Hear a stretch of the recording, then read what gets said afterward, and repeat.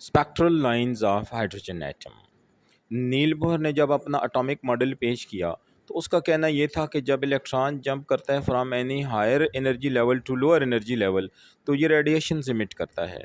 और इन रेडिएशन का जब हम स्पेक्ट्रम देखते हैं स्पेक्ट्रोमीटर की मदद से तो हमें डिफरेंट सीरीज़ मिलती हैं, लाइंस मिलती हैं। और हाइड्रोजन एटम के हवाले से हमें 5 तरह की डिफरेंट सीरीज़ लाइंस की ऑब्टेंड होती हैं, जिसको हम हाइड्रोजन एटम का स्पेक्ट्रम कहते हैं। तो इनमें जो पहली सीरीज़ है हाइड्रोजन एटम के स्पेक्ट्रम में, उसे लीमन सीरीज़ कहा जाता है।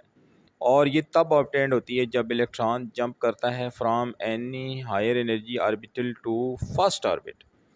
तो तब हमें जो स्पेक्ट्रम मिलता है वो लीमन सीरीज़ कहलाता है। और ये वाला स्पेक्ट्रम जो है ये अल्ट्रा वायलेट रीजन में लाई करता है।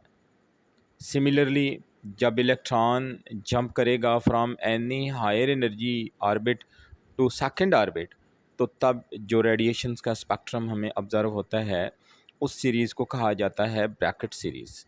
और ये वाला जो स्पेक्ट्रम है ये विजिबल रीजन में लाई करता है, जिसको हम देख भी सकते हैं।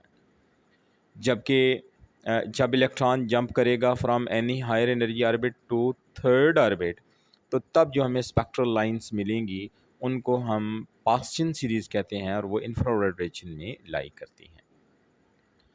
जबकि इसी तरह जब इलेक्ट्रॉन जंप करेगा from any higher energy orbit to fourth orbit तो जो स्पेक्ट्रल लाइंस ऑब्टेंड होती हैं वो ब्रैकेट सीरीज़ कहलाती हैं। और ये वाला स्पेक्ट्रम भी इंफ्रारेड रीजन में लाई करता है। और जब इलेक्ट्रॉन जंप करेगा from any higher energy orbit to fifth orbit तो जो सीरीज़ हासिल होती है वो पी फंड कहलाती है और ये भी इंफ्रारेड रीजन में लाई करती है। तो इस तरह हम हाइड्रोजन के स्पेक्ट्रम को इस फार्मूले से फाइंड कर सकते हैं जो स्क्रीन पर आपके सामने लिखा हुआ है। तो I hope you have grasped this lecture. Thank you.